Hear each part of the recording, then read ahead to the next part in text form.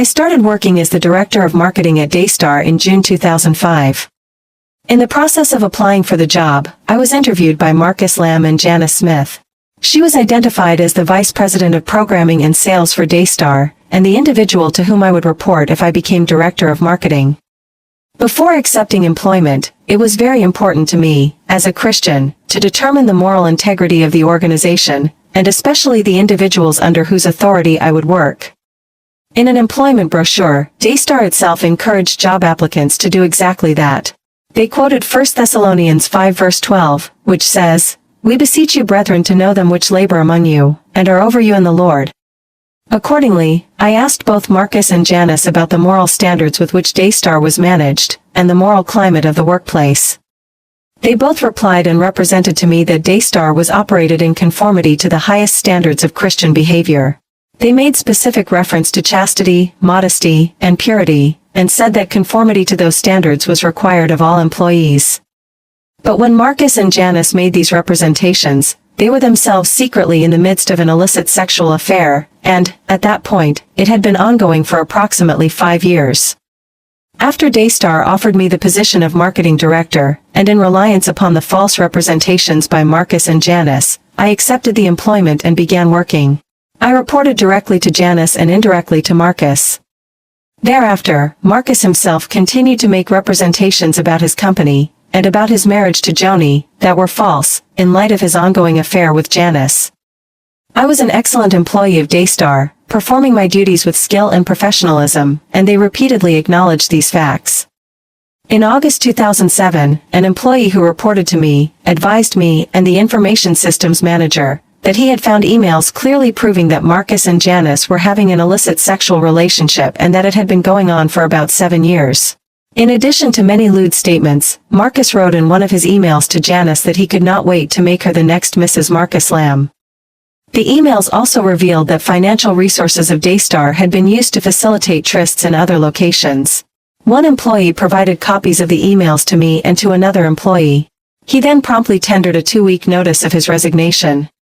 The revelation of the ongoing and long-standing affair between 2 senior officers of Daystar, and indeed the 2 people who had interviewed me and to whom I reported, was utterly devastating. The illicit sexual relationship between Marcus and Janice obviously violated the published statement of core values of Daystar. I and another employee did not know what we should do, so we consulted Fred and Anna Kendall. They were experienced marriage counselors who had often appeared on Celebration. The Kendalls advised us that Marcus should step down from his leadership position, and that he and Joni should seek marriage counseling. But they refused to confront Marcus themselves. They left to us the decision as to exactly how to present the information to company management. We decided to explain the situation to Bill Trammell, because he was Joni's father and a manager at Daystar. After we provided Bill a copy of the emails, he thanked us and told us that he would send them to Joni. Almost immediately thereafter, she called me and thanked me for bringing the affair to light. But this may have been misleading, as the emails contain information suggesting that she already knew about her husband's affair. After we spoke with Bill, Joni insisted that Janice leave Daystar immediately. Daystar hastily agreed to purchase her home and entered into a sham consulting agreement under which Daystar paid her substantial sums of hush money. Thereafter she moved out of state, and did not render to Daystar services of equivalent value to those substantial sums she was paid. Daystar then actively deceived people, both within and outside the organization, about the reason for her departure. Janice had been in a high-profile position and had appeared frequently on Celebration, but suddenly she was gone. Many people asked what had happened. Daystar, and Joni in particular, directed me to participate in the cover-up and deception concerning Janice's departure. This, coupled with the flagrant breach of trust already described, was intolerable to me, so I resigned. My last day at Daystar was on May 31, 2008. Both before and after I left, I experienced severe emotional trauma, because of the egregious misrepresentations made to me by leaders whom I loved and respected, and because of the improper instructions to lie about the affair and the fraudulent financial transactions that ensued. Eventually, my depression was so severe that I became suicidal, and was involuntarily committed to a mental institution. On November 18, 2010, my attorney delivered to Daystar lawyer John Lynch a letter stating that he was representing me, as well as 2 other former employees. A few weeks later, on November 30th at 11 a.m., Daystar broadcast a new episode of Celebration in which Marcus admitted that he had been unfaithful to his wife. Various guests, including the Kendalls, appeared on the program and praised Marcus for his transparency and the way he had conducted himself. But the descriptions of the affair and the ensuing events were completely misleading. The inappropriate relationship was incorrectly described as lasting only a short time, not 7 years. And Marcus falsely represented that he had stepped down from preaching for an extended period. It was also falsely represented that the other participant in the affair bore no responsibility for what had happened.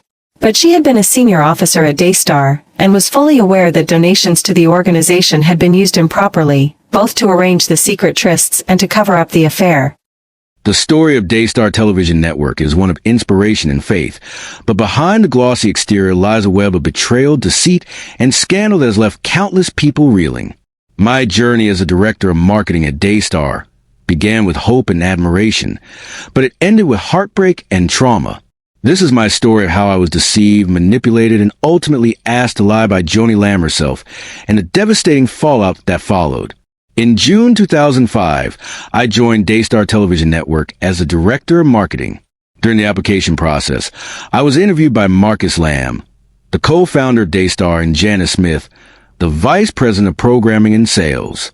The interviews were thorough, and as a devout Christian, I was deeply invested in ensuring that the organization operated with moral integrity. Daystar's employment brochure even quoted 1 Thessalonians 5, verse 12. We beseech you, brethren, to know them which labor among you and are over you in the Lord. When I asked Marcus and Janice about Daystar's moral standards, they assured me that the organization was committed to the highest Christian values, emphasizing chastity, modesty, and purity. These representations convinced me that Daystar was a place where my faith and professional life could coexist harmoniously. But little did I know, both Marcus and Janice were concealing a dark secret. For 2 years, I worked diligently at Daystar, earning praise for my professionalism and contributions. Then in August 2007, an employee reported to me discovered emails that exposed a shocking truth. Marcus Lamb and Janice Smith were engaged in an illicit sexual affair. The emails revealed that the affair had been ongoing for 7 years and included explicit messages and plans to use Daystar's resources to facilitate secret trips. The employee who found the emails shared them with me and another colleague before resigning. Reading those messages was devastating. The two people who had assured me of Daystar's commitment to Christian values were engaged in actions that completely contradicted those principles. Marcus even wrote to Janice that he couldn't wait to make her the next Mrs. Marcus Lamb. Unsure what to do, I sought counsel from Fred and Anna Kendall, experienced marriage counselors who had often appeared on Daystar's flagship program, Celebration. They advised that Marcus should step down from his leadership position and seek marriage counseling with his wife, Joni. However, the Kendalls refused to confront Marcus themselves, leaving the burden on us to decide how to address the situation. We ultimately decided to inform Bill Trammell, Joni's father and a manager at Daystar. After reviewing the emails, Bill assured us he would share the information with Joni. Shortly thereafter, Joni called to thank me for bringing the affair to light, but her reaction raised questions. The email suggested she may have already known about her husband's infidelity. Following the revelation, Joni demanded that Janice Smith leave Daystar immediately.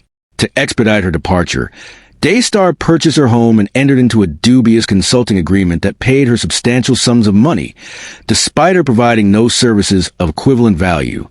This hush money arrangement ensured Janice's silence, while Daystar fabricated a narrative about her sudden departure. As questions arose about Janice's exit, I was directed by Joni to participate in the cover-up. Daystar's leadership crafted a misleading story, and I was expected to relay it to employees and the public. The blatant deception and moral hypocrisy were intolerable. I could no longer reconcile my faith with the actions of Daystar's leadership. On May 31st, 2008, I resigned. Leaving Daystar didn't end the trauma. The betrayal by leaders I had admired and the pressure to lie left me deeply scarred. Over time, the emotional distress became overwhelming, leading to severe depression. By November 2010, I was in such a dark place that I was involuntarily committed to a mental institution.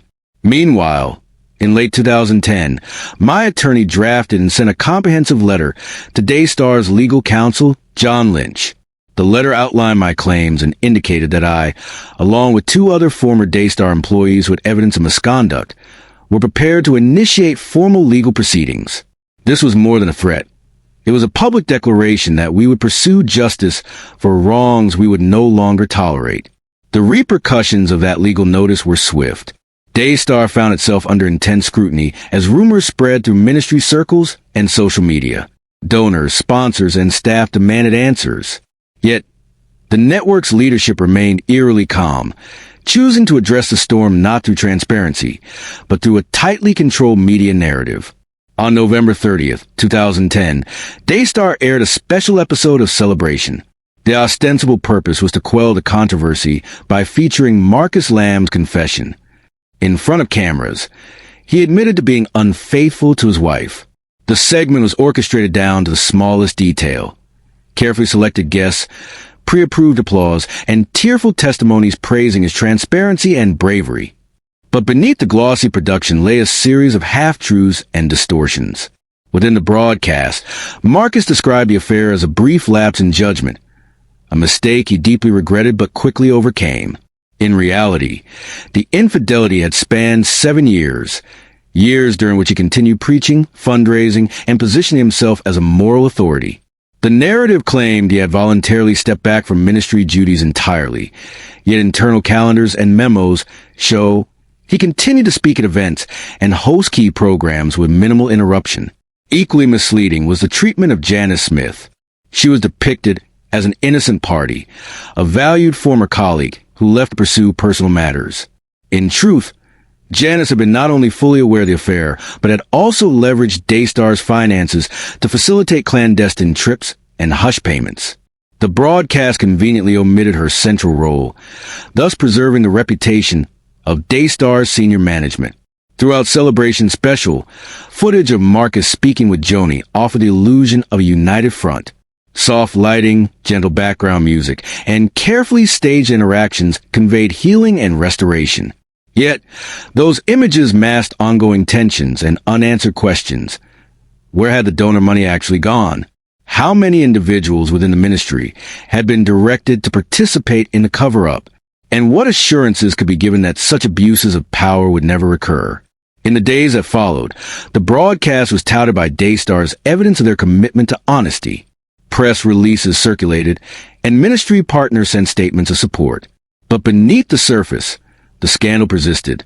Bloggers and independent journalists exposed discrepancies between the televised account and documented facts. Concerned donors formed online groups, demanding access to Daystar's financial statements and oversight protocols. Despite the public relations blitz, trust in Daystar eroded. Ministries that once collaborated at large conferences began distancing themselves. Major donors withheld funds pending an independent audit. Former employees shared testimonies of corporate pressure and unethical directives, a pattern that extended beyond the affair. This episode at Daystar highlights a profound lesson. In the realm of faith-based organizations, integrity is not optional.